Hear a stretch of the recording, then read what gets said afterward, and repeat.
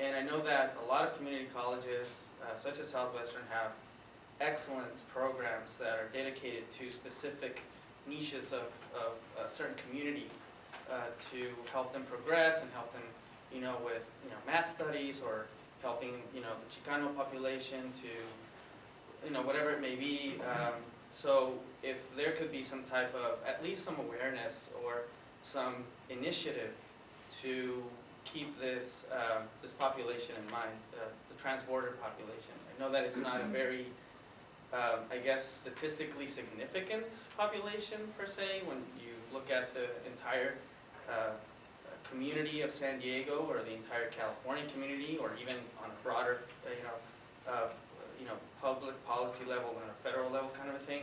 It's a very small, I guess, group of people.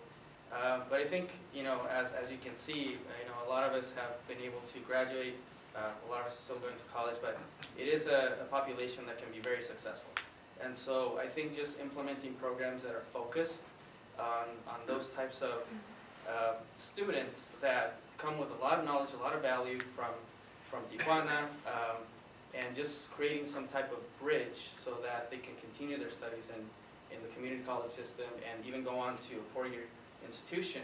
I think that'll be very valuable. Anybody else would like to share some piece of advice before we transition to the questions? Sure, I'd just like to maybe present you a little story, not story, but I would like to accentuate how frustrating can it be sometimes to just cross the border. I remember when I started going to Southwestern College, I, for personal reasons, had to move back to Tijuana. So it's basically how it goes. You wake up, it's one of those semesters in which you have to take a class that's only available at like 8 a.m. You're like, fine, guess I'll do it. So you want to progress, you want to get out of here.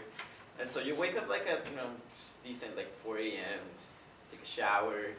If you actually wake up at 4 a.m., you actually take a shower and then you have breakfast. Otherwise, you have to go rush to the line before it gets too long. So you get there like, I don't know, let's say 5 around-ish. You already like see some familiar faces because everyone's like there at the same time. It's like, oh, hey, Pedro, whatever, I don't know. There's the lady sells you some burritos so you can actually eat when you're in there. So if it's nice too long, so if it's like a good day, it's like an hour and a half, maybe, can be 2. But if it's like 3 hours, you're just not gonna make it. If you get to the with the officer, and if he doesn't feel like letting you go and send you to secondary, you're just not gonna make it anyways. So okay, just somehow it's like, I don't know, like 6:30, almost 7. You cross the border and then you have to get to class at 8.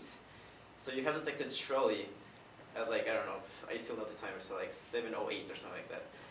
And then you take a trolley, but it turns out that maybe that one's like super packed, like tuna fish kind of packed, like you can't even get in there or out even if you wanted to. So okay, you have to let that go. If you let that one go, you're done. You're not gonna make it. Okay, so let's say you managed to go through the hurdles, and then you get into the trolley station. You get down H Street, and if it's too late and you don't make the express bus to Southwestern, you're not gonna make it. So you have to take the regular one that makes every stop, and that one gets to. If it's too packed too, you're still not gonna make it. Okay, so let's say somehow you miraculously got there at like, I don't know, 7:58. You literally run to your class because you want to be late. You get there, let's say, I don't know, like 8:02, and you have your chemistry lab, for example, and then you have to present your lab. And then you go there up to the professor, and she's like, it's 8:02, you didn't make it. And I'm like, what? What do you mean I didn't make it? I have to be like this because otherwise you students don't get it. This is like a job, and if you don't get it in time, you guys have to be responsible. And then she doesn't take it anyways, and then you have to leave because you didn't turn in your pre-lab, so now you can't do the lab, so now you miss on the next lab, and it's just hassle. But you sit there like hoping, Femi should touch your heart, and she'll take your lab report. And then afterwards, like 10 minutes, she sees that you didn't leave. And she gives a speech to the whole class saying, oh, you guys have to be responsible, it's your responsibility to get your education. And even though she gives it to the whole class, it's like, she's like looking at you, Okay, so whatever. Maybe you get lucky getting time and you have your class from like 8 to 11 because labs are ridiculously long for some reason. Usually finish like an hour, half an hour, and you have to stay there. Okay, so you get 11 and then your next class is on like 3. Oh my god. So you don't really have money, you're super sleepy, you're super hungry, so you just basically hang out around campus, whatever you can, the lounge, cafeteria. Then you go to class, and for you, you happen to have like a class from like 6 to 9, which you're just it's impossible. You have to reach basically the last bus that leaves Southwestern to H Street. It leaves at 8:45, if I'm not mistaken. The next one is like 9:10. It goes to Palomar, which takes like an hour to get to Palomar Street, and then you have to wait for the bus, and that takes like the trolley to get to the border, which is like another 20 minutes of wait time plus the like 15, 17 of traveling. Then if it's too late, there's no more public transportation, so you may have to like walk to this centro, like downtown Tijuana, to get a taxi or get someone to call you, and you get home like at 11, super tired, super exhausted. You have to do homework, because it's like it's a 3-unit class, you're expected to do 3 hours of homework at least every week, so you're taking like 4 or 5 classes, so 15 hours, which I don't know where am I supposed to get those hours. And then you go do that every single day, and then you start not wanting to deal with that anymore. It's like, maybe, okay, lane's too long, I'm just not gonna go. I didn't know my homework, I guess I'm just not gonna go, and then you stop going to class, start showing So notes. I know. Oh, sorry about that. No, I was gonna ask, so I know you're a current community college student, different from the other gentlemen whom have already transferred, so I know that it must be very high. So if you could, the experience of, the Transborder lifestyle, if you could give someone just one advice, what would you say?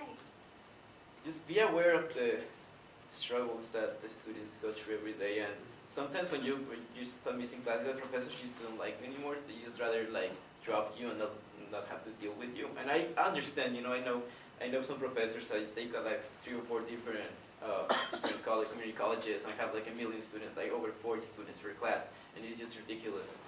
So I think it would be better to be aware of everyone's struggles and try to accommodate for that. I don't really know how, because this issue goes deeper than just making policies and groups. It's deeper. And I can empathize immensely. Myself, I also went to Southwestern College, and I also, cross the border every day. I know how that's like. So, what questions do you have for our panel? Yes, right. What keeps you going every day? Quite honestly, I mean, if I had that much struggle to get anywhere, I mean, I don't know if I would continue, with me personally, but I have one, like I actually mentioned it, I started a business in Tijuana, and I have family over there, and I found a way to like get a benefit from it. Sometimes it's worth waiting that for the better lifestyle that I can get. You can pay rent over there you can get like a really good place for like about $500, $600. A place that would cost you here almost $3,000 or $2,000, depending on what area you're in. So there's this, I think economically, there's a big shift that, to me, it's super worth it. And obviously, my family and friends, Yeah, I think when I was going across the border every day to go to school, it was just a matter of just wanting to obtain my goal of getting a bachelor's degree from the United States. I knew right from the get-go that, I could have stayed in Tijuana, I could have had my bachelor's in Tijuana easily. I could have gone to a really, really good school in Tijuana, no problem. But I wanted more, and since I was a U.S. citizen, I wanted to take full advantage of my right to have an education in the United States.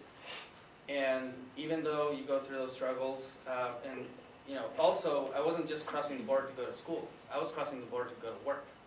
So I would go to school full time, and then go to work part time, and then go back to Tijuana. So there was that economic motivation. And I think just having, like a